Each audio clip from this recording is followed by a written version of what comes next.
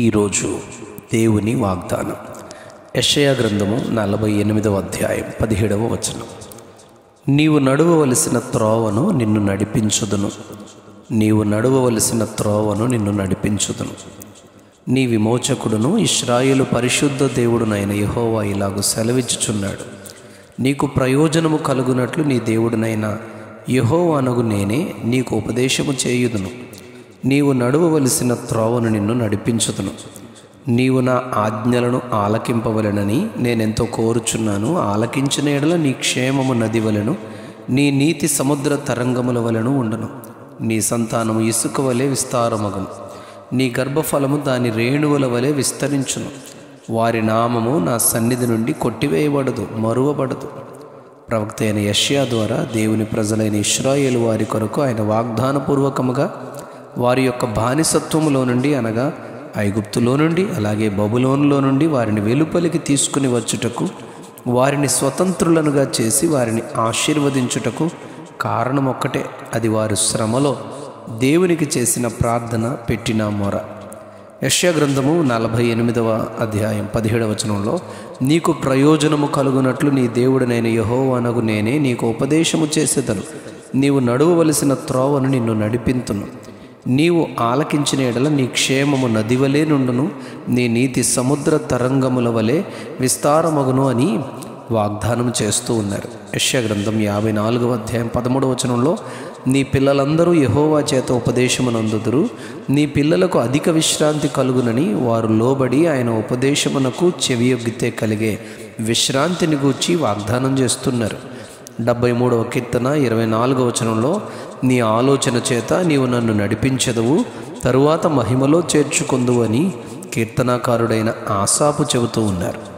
మీకా గ్రంథం 4వ అధ్యాయం 2వ వచనంలో ప్రవక్త ఇలా అంటారు, ఆయన తన మార్గముల విషయమై మనకు బోధించును, మనం ఆయన త్రోవలలో నడుచుకుందాము అని అన్యజనులందరూ ఆయన మందిర పర్వతమునకు వచ్చెదరు అని చెబుతూ ఉన్నారు.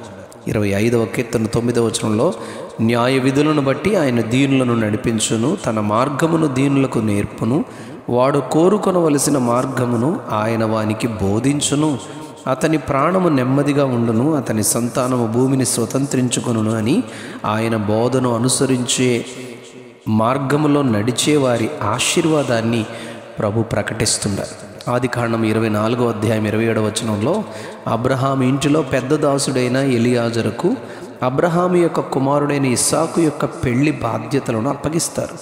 తాను అరమ్నా హరాయిములోనున్న నాహోరు పట్టణము చేరి సాయంకాలమందు స్త్రీలు నీళ్లు చేదుకొని వేళకు ఆ ఊరి బయట తాను ప్రయాణం చేసి వచ్చిన ఒంటెలను మోకరింపచేసి ప్రార్థించాడు. తన ప్రయాణమును గురించి 27వ వచనంలో, అబ్రహామును నా యజమానుని దేవుడైన యెహోవా స్తుతింపబడునుగాక, ఆయన నా యజమానునికి తన కృపను తన సత్యమును చూపుట మానలేదు.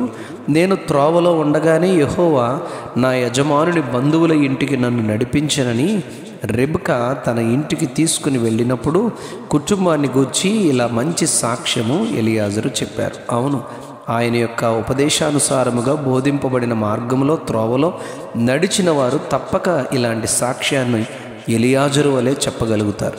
నిర్గమాకాండం 23వ అధ్యాయం 20వ వచనంలో, ఐగుప్తులో నుండి బయలుదేరిన దేవుని ద్వారా విమోచింపబడిన జనాంగమైన ఇశ్రాయేలు వారిని గూర్చి ఆయన చెబుతూ, ఇదిగో త్రోవలో నిన్ను కాపాడి నేను సిద్ధపరిచిన చోటుకు నిన్ను రప్పించుటకు ఒక దూతను నీకు ముందుగా పంపుచున్నాను అని, వారు చేరవలసిన చోటైన పాలు తేనెలు ప్రవహించు దేశమైన కనానుకు చేర్చడానికి ఆయన వారు నడవలసిన త్రోవ కొరకు దూతను నియమించారు. కనుక ఆయన సన్నిధిని జాగ్రత్తగా ఉండి ఆయన మాట వినవలను, ఆయన కోపము రేపవద్దు అని దేవుడు వారిని హెచ్చరించాడు. నిజము, ఆయన ప్రయోజనము కలుగు మార్గములో మనలను నడిపిస్తారు. అయితే ఆయన ఆజ్ఞలను ఆలకించి నడువవలసిన మార్గమును నడిపిస్తున్న దేవుని వెంబడిస్తే క్షేమము నది వలెను, నీతి సముద్ర తరంగము వలెను ఉంటుంది. అది ఆయన వాగ్దానం చేస్తారు. మత్తయి సువార్త 2వ అధ్యాయం 2వ వచనంలో, తూర్పు దేశపు జ్ఞానులను బెత్లెహేములో యేసు పుట్టిన చోటికి నడిపించుటకు నక్షత్రమును సిద్ధపరిచిన దేవుడు. వారు హేరోదును దర్శించి యేసు యొక్క పుట్టిన స్థలము ఎక్కడని అడిగి వారికి తిరుగు ప్రయాణములో మరలా హేరోదు నొద్దకు వెళ్లకుండా 2వ అధ్యాయం 12వ వచనంలో మరి యొక్క మార్గమున వెళ్ళుటకు స్వప్నము ద్వారా ఆయన వారిని నడిపించారు.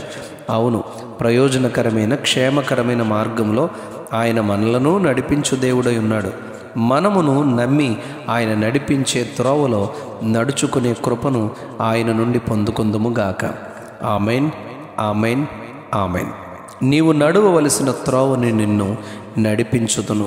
నీవు నడువవలసిన త్రోవని నిన్ను నడిపించుదును. ఆమెన్.